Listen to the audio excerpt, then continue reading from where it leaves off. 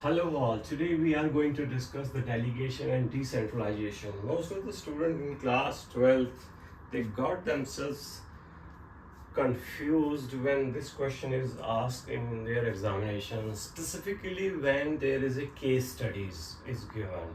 So you have to be very clear what is delegation and what is decentralization. First we will discuss what is delegation. So delegation is the process in which the supervisor delegates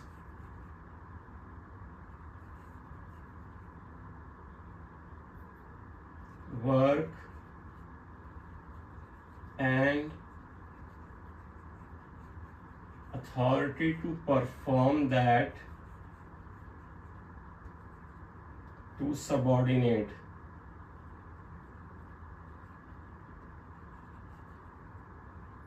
Right, so this process is called delegation. Delegation means there is a supervisor. Supervisor means any kind of manager. Supervisor means who supervises you. It can be CMD supervising VP supervising departmental managers, right? So supervisor here, any manager. Delegation is the process in which supervisor manager, right, delegates work to the subordinates and due authority whatever required to perform that task, right? To subordinate to perform work. ठीक है, work perform करने के लिए इनको बोला जाता है. This is the definition, right? This is not compulsory, this is not rule, this is not policy of the organization. So your boss can give you any kind of work, you have to do that, right? This is the way things are, because the hierarchy is there. In hierarchy, the manager can give work to his subordinates. Let's come to the decentralization, right? Decentralization is the process in which the supervisor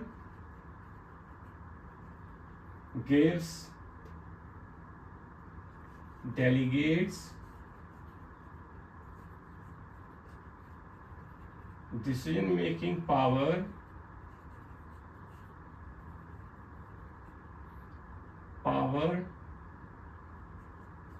to perform work to subordinate, right? And this is a policy decision. Now why I'm writing this? There is a vast difference, right? Here I have, let's point out three things, right? So decentralization is also a process in which the supervisor or the manager gives work to the subordinates, right? Delegate the decision making power also. So whatever the work has been given, regarding that the decision can be taken by the subordinate, right? According to situation, he can take the decision. So subordinate is given the work, decision making power and the authority, and this is a policy decision. It's not like that the manager has given, rather this has been decided in the business or in the organization that these are the things which you have to delegate or you have to give to your subordinates. That is a policy decision. That means every manager have to give some decision making power to their subordinates. This is called this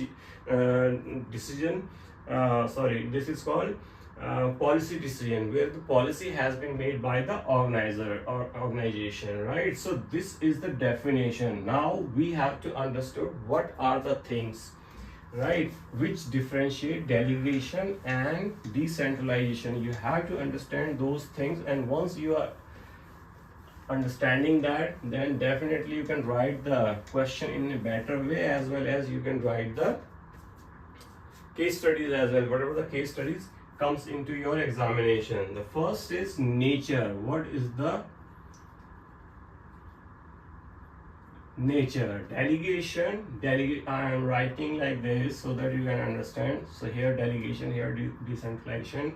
Delegation is a compulsory things. Compulsory. Delegation is compulsory. Otherwise, work will be more with managers, right? अगर आप क्या करते हैं, if the managers are not delegating the things, so what will happen? The work will pile up with the managers because everything they have to run, because every decision they have to take. So everything will become pile up with the managers. And decision making, this is a policy thing. Policy thing where decision making awarded to subordinates, right? This is done to every subordinate. It's not like that one manager has to give work to the other. It's not like that. Rather, every manager has to award some of the decision making power of the work to their subordinates so that the decentralization can be completed, right? Then comes scope, right? What is the scope? Delegation has a narrow scope.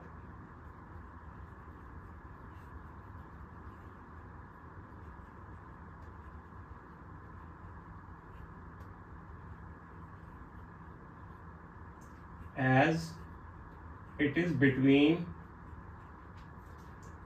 manager and subordinates. It has a wider spectrum,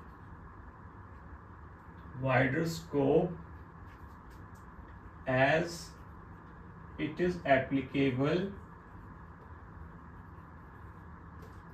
throughout organisation. इसका मतलब क्या है कि ये जो है आपका जो एप्लीकेबल होती है, this is applicable, delegation is applicable only with manager and the subordinates. If the manager decides, then the work can be given. Otherwise, the manager can do his work his own. But as far as decentralization is concerned, it is applicable throughout the organization because this is a policy matter, and this has been decided that we have to empower every manager where the actual work is being done so that the decision can be taken very fast, and actually the work where the work is being performed, the managers know better about the work, so they can take decision in a better way compared to the people who are actually not doing the work, right?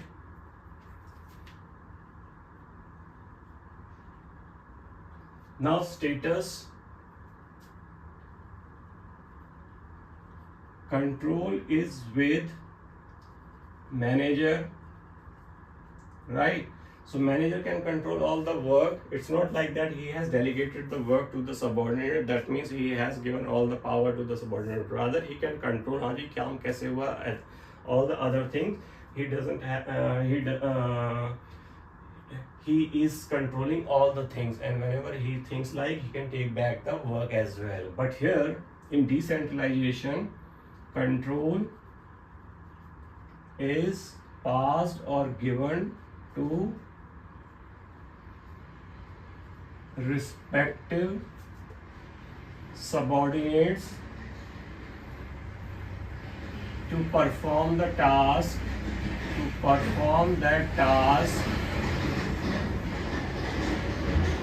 in better way. Now what happens here?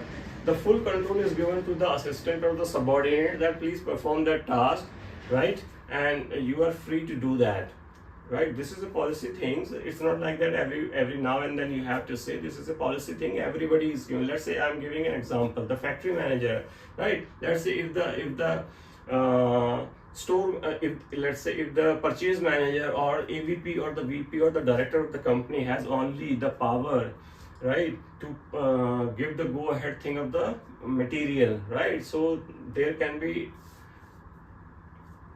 they are late in decision making, the decision making can be very slow, or sometimes you can lose the client, as well as you cannot perform the task in the given turnaround time. But what happens if the acquiring the stock or purchasing of the raw material has, the power has been given to the factory manager or the supervisor or the foreman, whomsoever is working there, right? They can give, you can find out your vendor, you can have the vendor in place, and you can say, okay, you can purchase from those, and the supervisor, if he feels like, and he can purchase according to the requirement of the inventory which is required in the business, as per the project which are there, as per the order which are there, which needs to be completed. So if he takes the decision, that can be quick, that can be very good decisions, because he knows each and everything about the factory, about the client, about the things which are going on in the factory. So that would be very good if the decision making power has been given to the factory manager over here. So control is given fully to the different people at the different level, right? Then comes the policy decision, policy.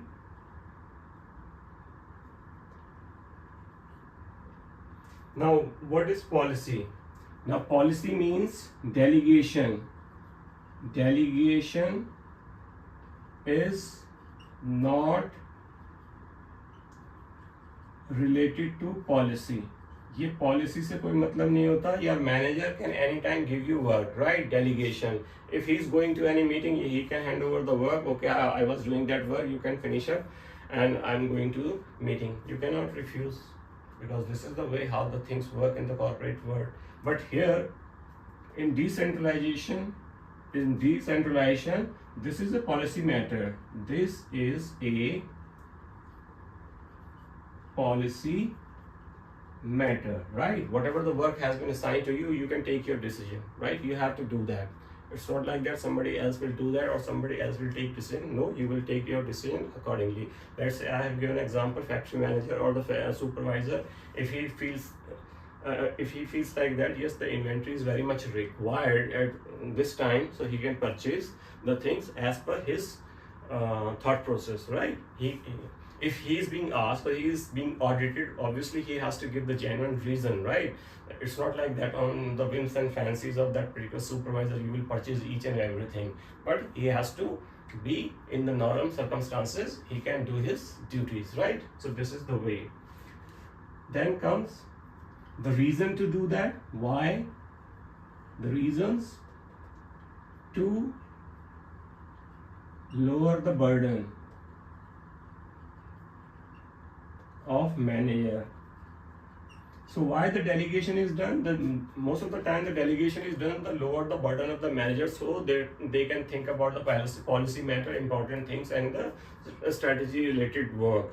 So the manager are having the free time and they can opt for the important things, and the routine work can be given to the subordinates. It is applicable to all the management level. It is top, mid-level, or the shop floor management, or the operation level management, or the lower level management, whatever the name is, right?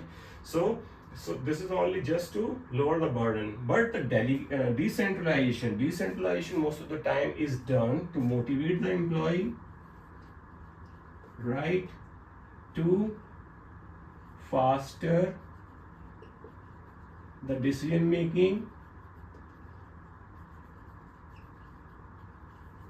जिससे कि decision अच्छी तरह से जल्दी लिया जा सके, to make organisation efficient, right? The good decision will be taken, the faster decision will be taken, so obviously your organization will become efficient and the work will be done accordingly as per the requirement of the organization, and the work where is being done as per the requirement of that place. And once it is being done, so every employee get motivated, right?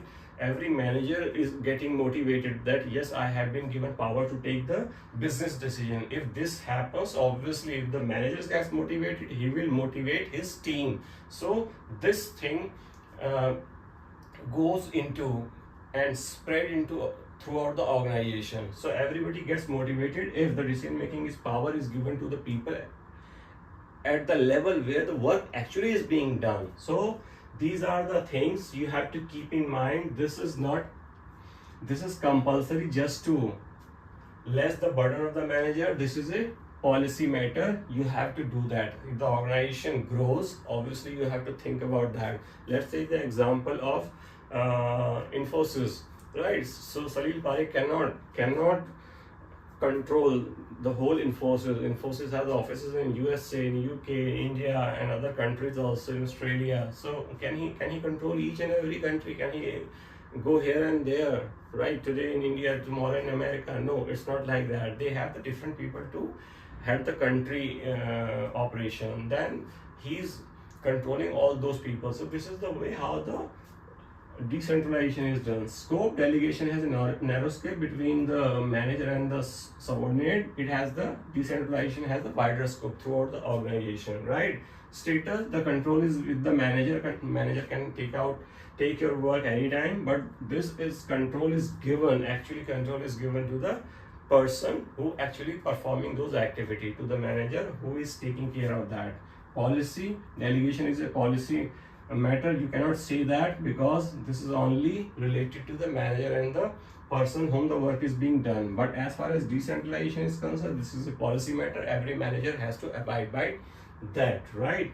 And the reason is delegation is only done to lower the burden of the manager. Most of the time, this is the thing. Sometimes the manager motivate their employee and give their work to them so that they can feel motivated. Yes, I'm doing the manager's work. It can happen, but most of the time we can generalize that this is done to lower the burden of the manager. But as far as decentralization is concerned, this is to motivate the employee to foster the decision making process, to make the organization efficient. Because if the people who are working, if they are taking the decision at the level where they are working, the decision will be correct, the decision will be fast compared to the if other people who are not working at that level, they are taking the decision. So this is the basic difference between the delegation and the decentralization. I hope that you will be clear, and on the basis of that, on the basis of these criteria, you have to go in your examinations to solve the case study. Most of the time you will be given the case study that Mr. X, they are having the growth in the business and they have he has given some work to Mr. X, his subordinate, and Mr. Y. So you have to find out whether he is giving to one manager, two manager, or he is spreading the decision making power to all the people, whether he has taken the decision only for lessen the burden, or he has taken the decision for the business to grow, business to take the decision faster and quality decision. So you have to think. On the basis of that, you have to answer whether that is delegation or whether the decentralization. This is one of the important question or topic where you will have the question. If you are lucky, the straight away, what is the difference between the delegation and decentralization, then most of the people will write, right? And if they will give you most of the time, nowadays we have the case studies based question, then you have to apply your acumen regarding the reasons, right? And you have to find out where that particular situation fits in. On the basis of that, you have to give the answer, right? I hope this is clear to you now. If you still have any question, you can put your question in the comment box. I will definitely revert to you. Thank you very much. Have a very nice day.